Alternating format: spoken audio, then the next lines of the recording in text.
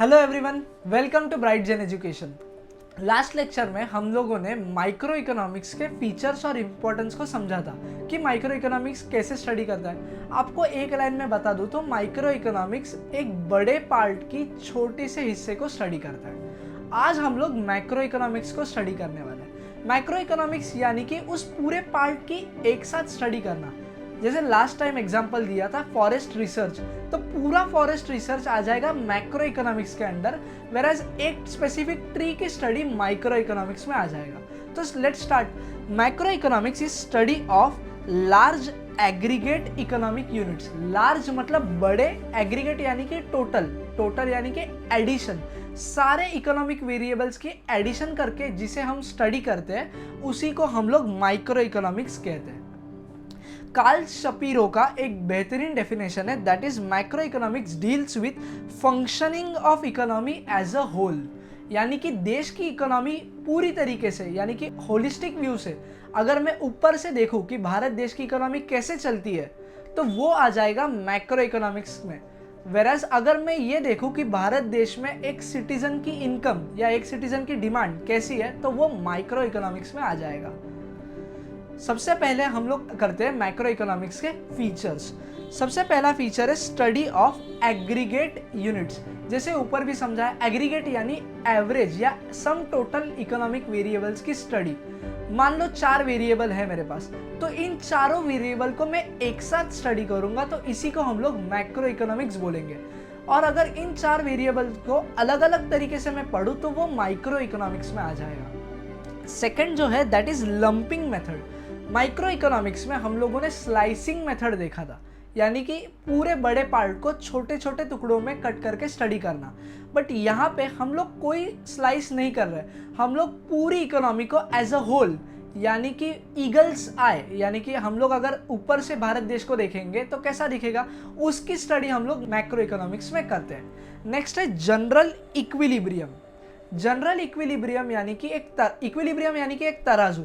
जैसे micro economics में 2 variables थे, एक डिमांड और प्राइस, तो हम लोग डिमांड की स्टडी करते थे। माइक्रो इकोनॉमिक्स में जितने भी वेरिएबल्स है जो उस डिमांड को अफेक्ट करेंगे तो वो सारों की हम लोग स्टडी करेंगे, उसी को हम लोग जनरल इक्विलिब्रियम बोलते हैं, यानी कि बहुत सारे फैक्टर्स को एट अ टाइम स्टडी करते हैं। नेक्स्ट है इंटरडिपेंडेंस। मैक्रो इकोनॉमिक्स ये अज्यूम करता है कि जितने भी इस देश में वेरिएबल्स है, जितने भी इकोनॉमिक्स में वेरिएबल है, वो सारे आपस में जुड़े हुए हैं, यानी कि इंटरडिपेंडेंट है। मान लो मेरे पास इनकम 1000 रुपए, तो जितनी मेरी इनकम होगी तो ही मैं खर्चा कर पाऊंगा, खर्चा करके कुछ पैसे बच जाएंगे तो ही सेविंग्स कर पाऊंगा, सेविंग्स अगर हुई तो ही इन्वेस्टमेंट होगी, और इन्वेस्टमेंट अगर हुई तो ही कैपिटल फॉर्मेशन हुआ। ये जो मैंने आपको चेन समझाई ये मैक्रो इकोनॉमिक्स का एक पार्ट है, उसी को हम लोग बोलेंगे जो वेरिएबल्स है मैक्रो इकोनॉमिक्स में वो आपस में इंटरडिपेंडेंट है। नेक्स्ट जो फीचर है that is policy oriented. Macro economics से गवर्नमेंट को ये मदद होती है कि देश की टैक्सेशन सिस्टम कितनी होनी चाहिए, कैसी होनी चाहिए, देश का नेशनल इनकम कितना है, क्या वो राइजिंग है यानी कि अप ट्रेंड में है या डाउन ट्रेंड में है, देश का प्रोग्रेस हो रहा है या देश बैकफुट पे जा रहा है, देश की इकोनॉमी ग्रो कर रही है या नहीं।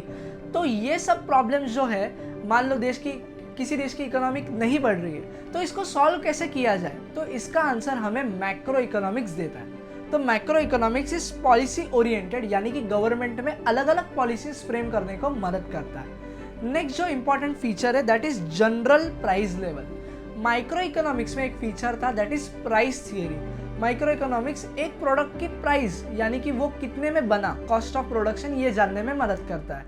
वेराज यहाँ पे जनरल प्राइस लेवल लिखा है, यानी कि देश में जितने भी प्रोडक्ट्स है उन सब की एग्रीगेटिव प्राइस, यानी कि उन सब का अगर मैं टोटल कर दूं और उनका एवरेज निकाल दूं, ये होता है मैक्रो इकोनॉमिक्स का पार्ट। तो मैक्रो इकोनॉमिक्स क्या स्टडी करता है, जनरल प्राइस लेवल, यानी कि पूरे देश में महंगाई कितनी है, पूरे देश में कितने के गुड्स बन रहे हैं, कितने के सर्विस प्रोड्यूस हो रहे हैं, वो स्टडी करता है मैक्रो इकोनॉमिक्स। नेक्स्ट है ग्रोथ मॉडल्स।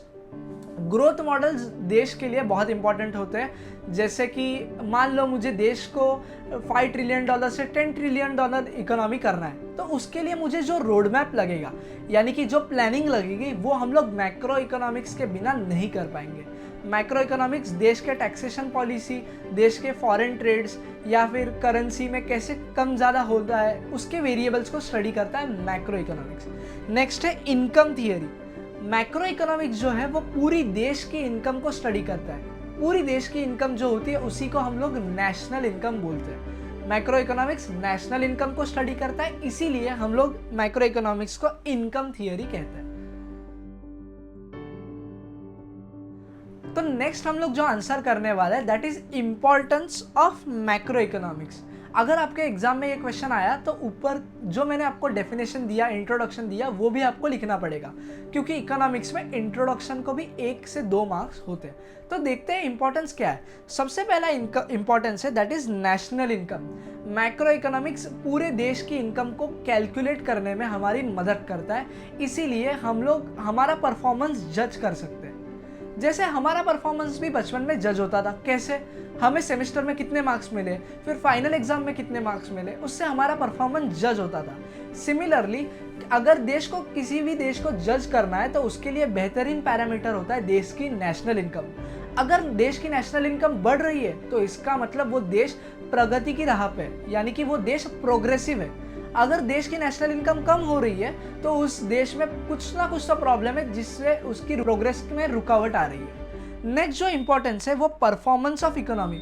मैक्रो इकोनॉमिक्स हमें नेशनल इनकम कैलकुलेट करने में मदद करता है, जिससे हम हमारी इकोनॉमी को जज कर सकते हैं, हमारी परफॉर्मेंस को एनालाइज करके उस पर सॉल्यूशंस निकाल सकते हैं कि अगर देश में कोई समस्या है तो उस समस्या को कैसे सॉल्व किया जाए, ये हमें मैक्रो इकोनॉमिक्स बता रहा है। जैसे भारत देश में बहुत सारी समस्या है, जैसे पॉवर्टी हो गया, बेरोजगारी हो गया, यूथ तो है बट यूथ के पास नौकरियां नहीं है, तो इनको कैसे नौकरियां दी जाए ताकि वो लोग प्रोडक्टिव हो सके देश के लिए और देश के नेशनल इनकम में कंट्रीब्यूट कर सके।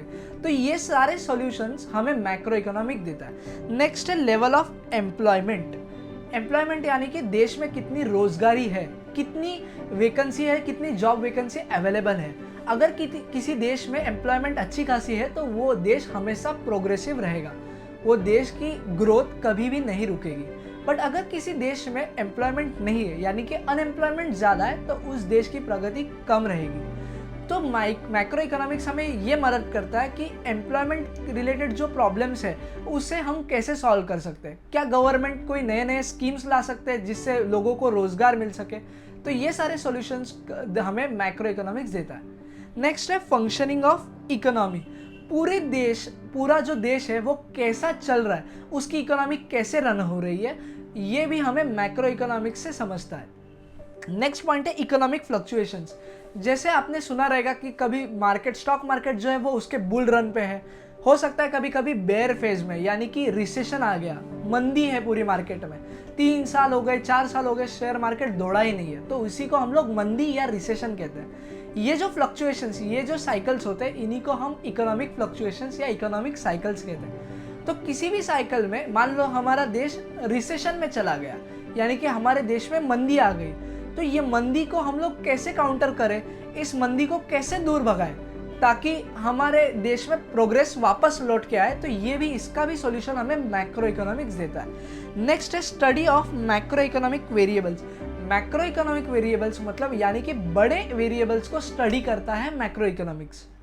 जैसे मैंने पिछले वीडियो में समझाया था, माइक्रो इकोनॉमिक्स छोटे वेरिएबल्स को स्टडी करता है यानी कि individual income, individual demand, वेराज macro economics जो है वो नेशनल इनकम यानी कि पूरे देश की इनकम, पूरे देश का आउटपुट, पूरे देश की एम्प्लॉयमेंट स्टडी करता है। तो इसी का मतलब मैक्रो इकोनॉमिक्स बड़े वेरिएबल्स को स्टडी करता है। और लास्ट है इकोनॉमिक डेवलपमेंट। भारत देश की डेवलपमेंट अगर करनी है तो उसके लिए हमें कई सारे मैक्रो वेरिएबल्स को जानना ज़रूरी है।